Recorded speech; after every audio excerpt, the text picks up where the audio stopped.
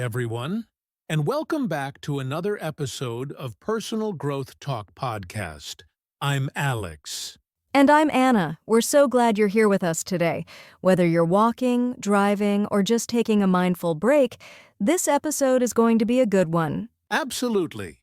Today, we're diving into a topic that sounds super simple on the surface, but it can be incredibly powerful how to practice speaking alone the right way. Now, before you roll your eyes or think, wait, am I supposed to talk to myself in the mirror like I'm giving a TED Talk? Just hang with us. We're not talking about anything awkward or cringy. Not at all. In fact, practicing speaking alone is one of the most underrated tools for self-confidence, clarity, and even emotional regulation. And the best part? You can do it literally anytime, anywhere.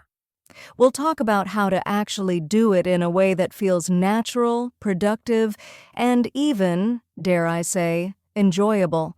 Plus, we'll share some personal tips, stories, and a simple challenge at the end to help you start today. So if you've ever wanted to become a better communicator, improve your confidence, or just get more comfortable hearing your own voice, you're in the right place. Let's jump into it. Okay, so let's start with the big question. Why should anyone practice speaking alone in the first place? What's the point? It's a fair question. I mean, most people think of speaking as something you do with others, right? But the truth is, speaking is a skill, just like writing or playing guitar, and you don't always need an audience to practice. Exactly. I remember when I was prepping for a big job interview a couple of years ago, I started just talking through my answers out loud while I was walking in the park. It felt awkward at first, but after a few tries, I actually got into it. Right? And I bet it helped you sound more natural and confident when the real interview happened. It totally did. I wasn't scrambling for words because I had already heard myself say them. That's the magic of solo speaking practice.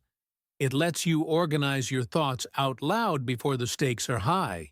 I think what people underestimate is how much of our communication is actually about clarity. When you speak out loud to yourself, it's like putting a mirror up to your mind. You realize, oh wow, that idea doesn't make as much sense as I thought, or I keep repeating myself. Yeah, and it's also a confidence builder. You're literally practicing the act of speaking without fear of being judged. That's a big one for people who struggle with public speaking or even just being assertive in conversations. Totally. It's private, it's safe, and it builds fluency. Whether you're learning a new language, preparing for a presentation, or just trying to express yourself better, solo speaking can help you get there. And let's not forget, this is something great speakers do all the time. Actors rehearse alone. Speakers run through their talks alone. YouTubers practice lines before hitting record. Yes, it's not just for people with anxiety, it's for anyone who wants to communicate with more impact. So if you've ever felt like your brain moves faster than your mouth, or that you wish you could express your ideas more smoothly, speaking alone is a low-pressure, high-reward way to start improving. And now that we've broken down why it works, let's talk about something fun, how to deal with the awkwardness of it.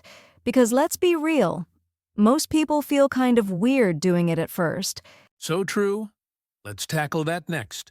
Okay, so let's be honest. When we say practice speaking alone, a lot of people immediately picture someone pacing their room, ranting to themselves like a movie villain.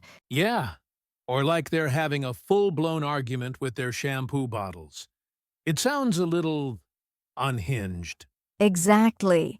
But here's the truth. Speaking alone doesn't mean you're losing it. It means you're learning. Big difference. Right. The idea that it's weird is one of the biggest blocks people face. But think about it.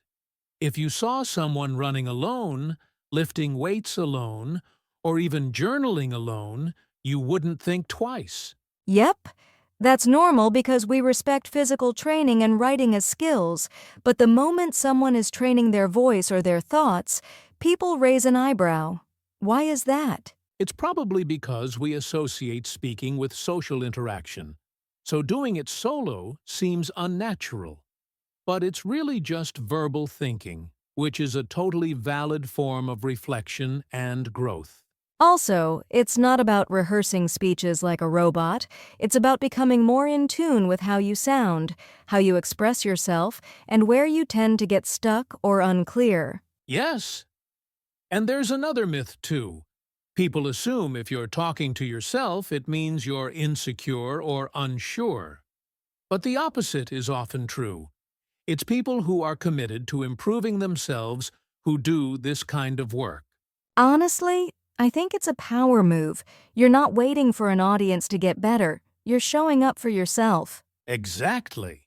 So, if you're worried about looking strange, just remember, the most confident people are usually the ones doing the things others are too afraid to try. Boom. Say that again for the people in the back. The most confident people do what others are too afraid to try. Love it. Now, let's say someone's convinced and wants to give it a try. Where should they actually do this? Because setting matters, right? Definitely. Let's get into how to create the right environment to make solo speaking feel natural. All right, so you're ready to give solo speaking a shot. But here's the thing. Where you do it matters a lot more than people think. Totally. Because let's be real, if you're sitting in the middle of a crowded cafe muttering into your coffee, yeah, that's going to feel awkward fast. Unless you're going for mysterious poet vibes. Exactly. But seriously, you want an environment where you feel safe to sound a little silly, make mistakes, or even just speak freely without worrying someone's listening in. For most people, that's going to be somewhere private. Your bedroom, your car, even the shower. I know folks who've given full speeches while driving and ended up way more confident just from that alone. Yes, the car is an underrated speech coach. No one's judging you, and if you have a long commute, it's basically free rehearsal time. Some people also like to stand in front of a mirror. I personally find it super helpful. It makes it easier to stay present, and it kind of mimics talking to someone else. That's a good one. I also recommend recording yourself on your phone. Just hit voice memo or video and talk for a couple of minutes. You don't have to listen back right away, but it's there if you want to reflect later. And it trains you to get comfortable with your own voice, which a lot of people are weird about at first. Yep, that ugh, is that what I sound like? Moment. We've all been there. Here's another tip. Try walking while you talk. It actually helps your brain think more clearly. It's something called embodied cognition. Movement activates parts of your brain that support speech and memory. Ooh, love that. And it feels more natural, too, like you're in a real conversation, not giving a stiff speech. Exactly. And if you're someone who needs a bit more structure, have a few prompts or notes handy, nothing too detailed, just enough to spark ideas. Yes. We'll talk more about how to structure your practice in the next segment, but the key for now is find a spot that feels comfortable and distraction-free. No pressure, no perfection. It's not about sounding good. It's about showing up and giving your thoughts some space to breathe. All right, so you've got your safe space, your phone or mirror, and a bit of quiet time. What next? Next, we'll walk you through exactly how to structure a solo speaking practice, step by step, and totally doable. All right, so let's say you've tried this for a few days. You're starting to get into the groove. What's next? How do you take your solo speaking practice to the next level without it feeling repetitive or boring? Great question. Once you've built some comfort, that's when you can start using some advanced techniques to keep things fresh and make the practice even more powerful. One of my favorite techniques is what I call role shifting. Basically, you pretend you're speaking to different types of audiences. Try explaining your idea to a 5-year-old, then to a boss, then to your best friend. It forces you to adapt your tone, vocabulary, and clarity. Ooh, I love that. It's like mental yoga for your communication skills. And it's fun.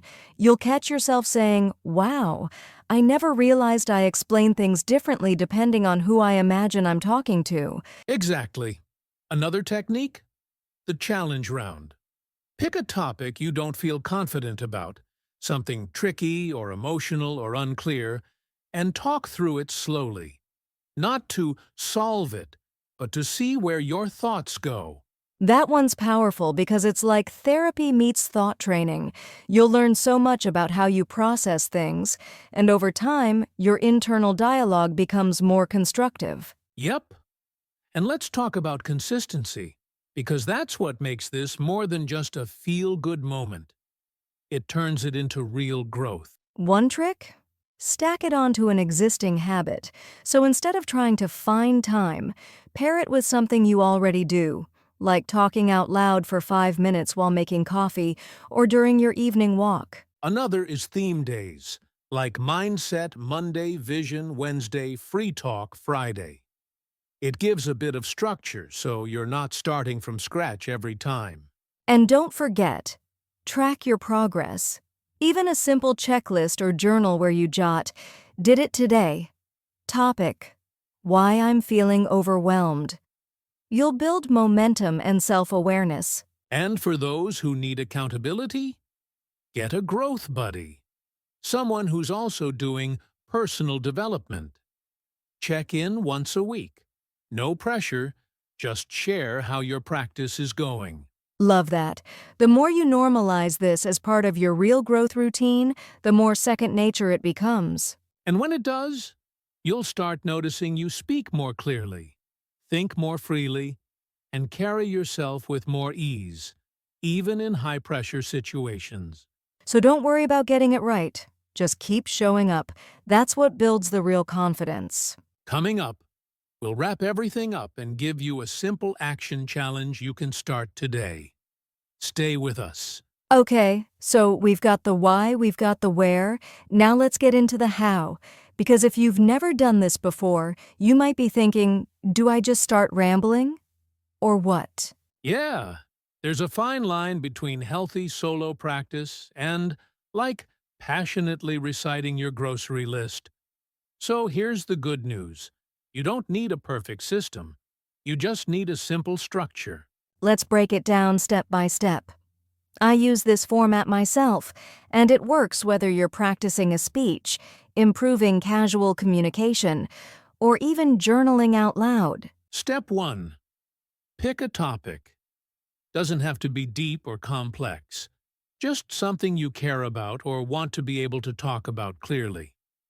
Could be why I want to change careers, how I define success, or even my favorite movie and why. Step 2. Set a timer. I always recommend 5 to 10 minutes. That gives your brain a gentle boundary, enough time to explore your thoughts without overthinking it. And the timer helps you actually start, because without it, you'll procrastinate or talk yourself out of it. Exactly. Step 3. Choose a prompt if you need it. Something like, what do I believe about blank? Or, if I had to explain this to a friend, how would I say it? You can even use random question generators if you're stuck. The goal is to engage your thoughts, not wait for the perfect idea. Step 4. Hit record or not. Totally optional, but recording yourself can help you notice patterns in how you speak. Maybe you pause too much, or maybe you're more articulate than you realized. Yep, and you don't need to review it every time. Sometimes just the act of recording makes you more intentional. And finally, step 5. Reflect. This can be super quick. Just ask yourself, did I make sense? Did I stay on topic? How did it feel? That awareness grows with practice. Can we do a tiny demo, like 30 seconds? Sure. Let's say I pick the topic. How I recharge when I feel burnt out. Brief pause, then begin speaking casually as a demo. When I'm feeling drained, the first thing I notice is that I stop making eye contact with people. I kind of collapse inward. So for me, recharging usually starts with getting outside. Sunlight, walking, even just movement helps. And then I journal. Not a long thing, just a mental check-in. That's like my reset button. See that right there? That's solo practice. Natural, unscripted, and thoughtful. Exactly. It's not about being polished, it's about being present. And if you did that every day for just 5 minutes, your clarity, confidence, and even emotional awareness would go way up. And the more you do it, the more you'll start hearing your own voice as a tool, not a source of insecurity. We'll talk more about how to grow that habit and make it fun in the next segment. But for now, if you take just one thing away from this part, let it be this: don't wait to sound perfect. Practice is what makes you clear. Love that. Coming up next, let's talk advanced techniques and how to stay consistent without burning out. All right, so we've covered a lot today, from why speaking alone is such a powerful self-growth tool to exactly how to do it in a way that feels natural and sustainable. Yeah? And if you're listening to this thinking, okay, I get it, but how do I actually start? Don't worry, we've got you. Here's your action challenge. For the next 7 days, practice speaking alone for just 5 minutes a day. That's it. Pick a different topic each day, something personal, professional, or even totally random, and just talk. Use your phone, talk while you walk, stand in front of a mirror, whatever feels comfortable. Don't aim for perfect, just aim for honest. And if you want bonus points, record yourself at least once this week and listen back. You'll be amazed by how much clarity and confidence starts to show up in your voice. Also, if you're feeling bold, share part of your journey with us. Tag us on social media with your thoughts, or even a short clip. We love hearing from our listeners and celebrating your growth. And hey, if this episode helped you shift your perspective, we'd be so grateful if you gave us a rating or shared it with a friend. It helps more than you know. All right, folks, that's it for today's episode of Personal Growth Talk Podcast. Go talk to yourself in the best way possible. We'll see you next time. Keep growing, keep speaking, and keep showing up for you.